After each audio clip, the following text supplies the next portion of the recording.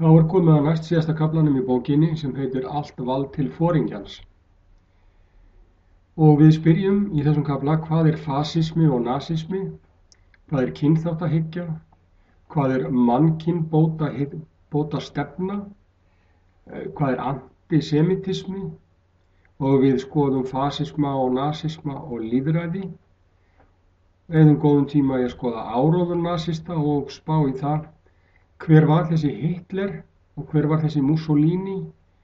Hér er Mussolini og hér er Hitler, mynd af þeim félögum saman og svo kíkjum við líka á það hver í óskopunum þessi Jesse Owens var og hvað hann gerði.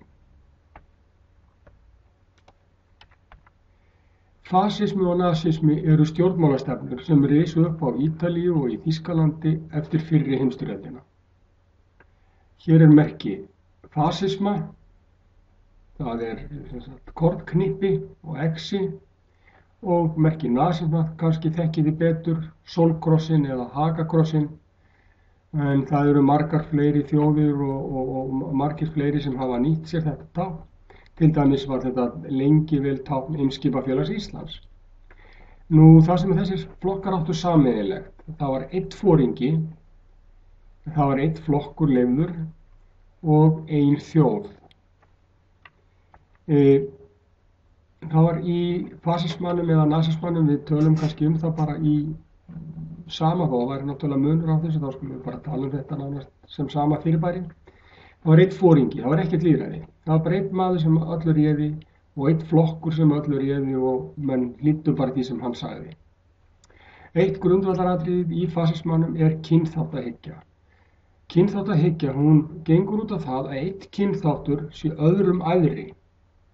Það voru aríjar í Þýskalandi, eða bara venjulegir þjóðverjar, ljósærðir og hávaxnir þjóðverjar og ítalir á Ítalíu. Þjóðernishyggjan, sem sagt Þýskaland fyrir Þjóðverja sem eru merkilegri annað fólk. Og til þess að koma sínum málum fram að þá beittu nasistar í Þýskalandi bæði áróðri og líka ofbeldi til að komast til valda og til þess að halda völdum í Þýskalandi.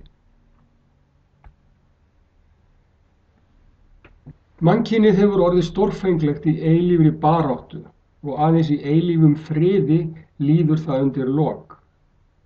Þeir sem ekki vilja berjast í þessum heimi verðskulda ekki að lifa. Þetta er tilvitnun úr bókinni sem er hérna eftir Adolf Hitler, Mein Kampf, en þessa bók skrifaði hann í fangelsi eftir 1924 eftir misheppnað valdarán í Þýskaland árið 1923.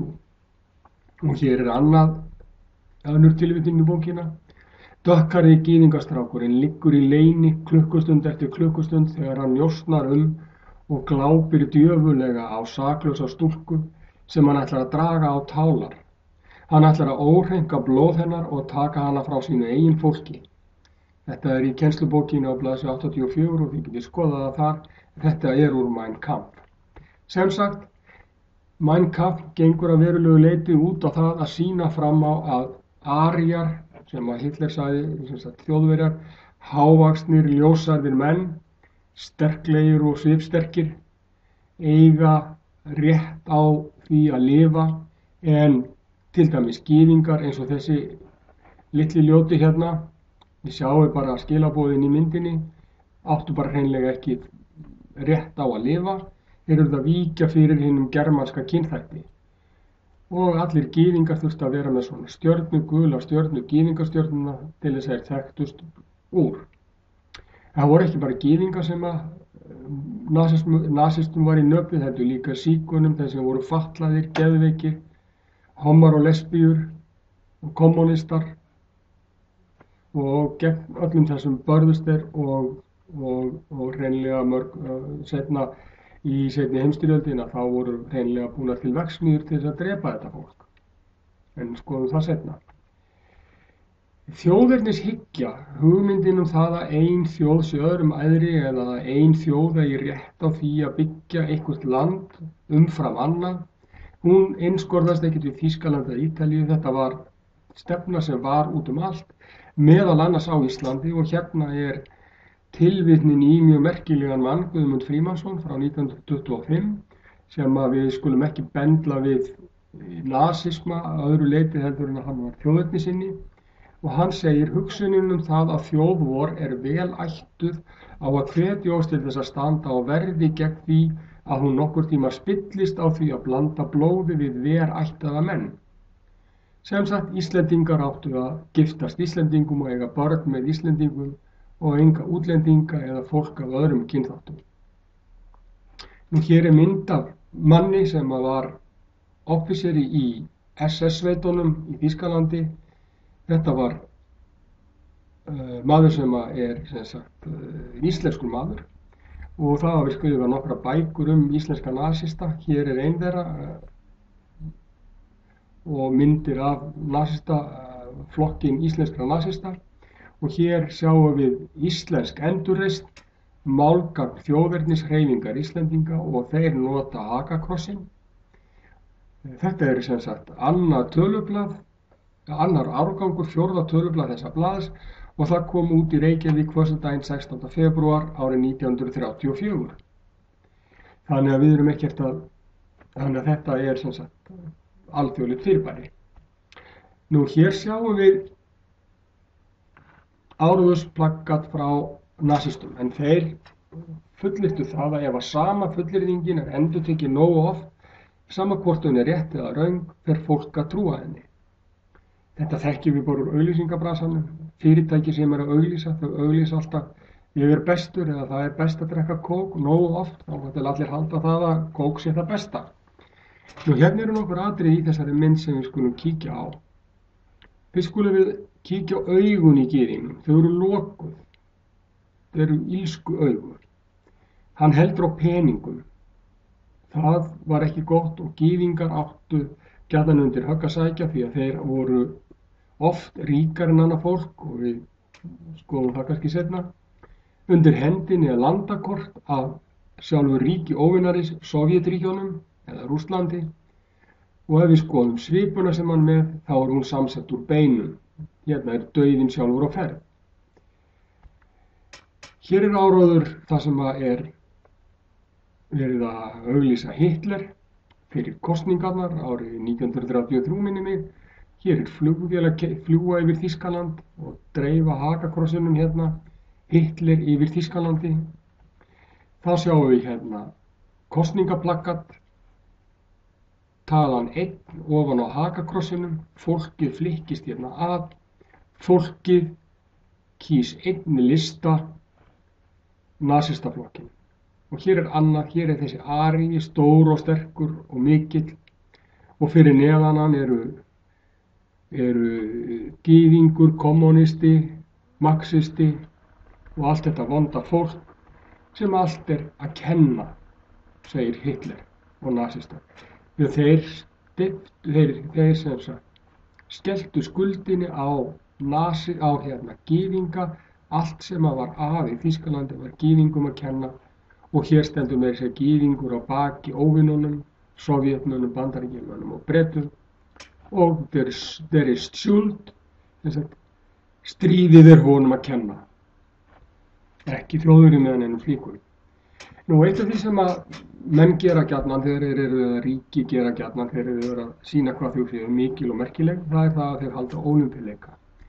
Þjóðverjar gerðu það í Berlín árið 1936, og þarna átti að sýna fram á það aldeilis í eitt skipti fyrir öll hvað hinn germanski kynþáttur, aríjar, væru miklu merkilegri og betri en annað fólk, og hvaða möguleika, hvaða tækifæri betra til að sýna það heldur en í íþróttum.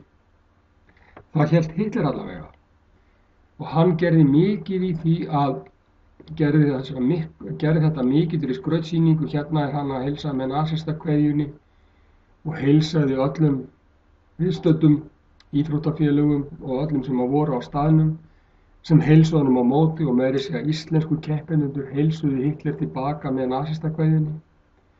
En það var einn maður sem átti eftir að setja mikið strik í reikningin hjá Hitler. Það var 22-23 ára gamall skólastrákur frá Bandaríkjunum, blökkumaður sem hét Jesse Owens. vegna þess að hann sló öllum við í hlaupum. Hann vann 100 metra hlaupið, hann vann 200 metra hlaupið, hann vann langstökkið og hann var í sveit Bandaríkjamanna sem unnu 4 sinnum 100 metra boðhlaup karla. Og það er stundum sagt að það sé bara einn maður sem að líkist þessum, Jesse Owens, í sögu frjálsra íþrótta, og það er Usain Bolt. Nú, leið þessara manna til valda var mörkuð bæði kosningasigrum og ofbeldi. Við skulum kíkja aðeins hérna á 1918, þegar fyrri heimsstyrjöldinni lauk með Versalasamningunum.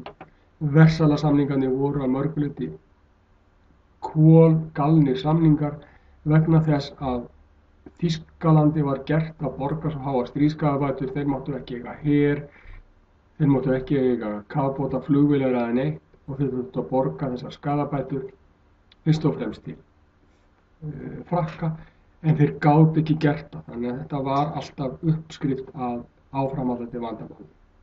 Nú 23 gerir Hitler tilraun til valdaráns, hann var settur í fangelsi eftir það, skrifaði Mein Kampf í fangelsinu og gefur hann út 1924, sama ár og Mussolini verður einvaldur á Ítalíu. Árið 1933 verður Hitler einvaldur í Þýskalandi. Árið 1935 eru Nürnberg-lögin svokölluðu sett, lög sem bönnuðu hjónabönd gyðinga og arja og afnámu flest mannréttindi gyðinga. Þessu fylgdi 3 árum seinna hin svokallaða Kristallnótt, þar sem að flestar verslanir gyðinga og synagógur eða kirkjur þeirra voru eyðilagðar þar sem voru í Þýskalandi, og nafnið Kristallnóttin fékk hún vegna þess að glerbrotin á götunum minntu helst á kristalla. Nú, 1939 í september ráðast Þjóðverjar á Pólland og þar með hefst seinni heimsstyrjöldin. Nú, Hitler, ef við kíkjum aðeins á leið hans til valda, þá eru það Versalasamningarnir, friðarsamningarnir eftir fyrri heimsstyrjöldina. Hitler barðist gegn þeim og talaði að hann fékk alla Þjóðverja með sér gegn þessum óvini. Heimskreppan mikla sem við töluðum hún hafði miklar afleiðingar í Þýskalandi og það ríkti óðaverðbólga. Fólk þurfti að hafa með sér hjólburur, seðla í hjólburum út í búð til að kaupa brauð því að peningarnir voru ekki orðið nokkurs virði. Það hafði gripið uns örvænting og Þjóðverjar biðu eftir lausn, einhverjum sem gat komið og bjargaði út úr þessu, og það fannst þeim Hitler gera. Þeir vinna kosningasigur árið 32, Hitler verður kanslari, æðstimaðurinn í Þýskalandi 33 og undir hans stjórn tók Þýskaland að iðnvæðast og hervæðast. Öll ákvæði Versalasamningsins að þeir mætti ekki eiga skriðdreka eða kafbáta eða eitthvað svoleiðis var brotin, og Þjóðverjar fylgdu foringja sínum. Þeir höfðu vinnu, þeir fengu að borða þó að þeir fengi ekki lýðræði. Stór hlutaði gerði en margir gerði það náttúrulega ekki. Og Hitler fer að leggja undir sig lönd þýskumælandi manna í nágrenni við Þýskaland. Hann byrjar á því að hann fer inn í Austurríki, hann tekur ákveðin héruð í Tékklandi og fleira, þannig að hann farin að brjóta af sér mjög mikið með Versalasamninginn, og þetta allt stefnir í þessa styrjöld sem síðan var 1939 eins og við komum að. Hitler krafðist nefnilega fyrirbæri sem hann kallaði lífsrými eða Lebensraum fyrir Þýskaland. Það sagði Þýskaland of lítið til þess að þýska 1000 ára ríkið, þriðja ríkið, geti orðið til, þá þurfum við meira lífsrými, og það voru lönd í Póllandi, það voru lönd í Hvíta-Rússlandi, Úkraínu og fleiri löndum sem að vildi ráðast inn í, rækta korn og síðan að selja. Hann hafði sem sagt núverandi landamæri ekki tryggjað nóg land, og þetta leiddi til þess að þeir réðust fyrst inn í Pólland árið 1939 og í næsta kafla þá fjöllum við það, og hér eru myndir af svokölluðum Stuka herflugvélum sem að gera steypiárásir á pólska herinn á jörðu niðri og eyddu honum. Þetta einn hluti af því sem hefur verið kallað lyftustríð eða blitzkrieg. En nú skulið þið kíkja á verkefnin sem fylgja þessum kafla.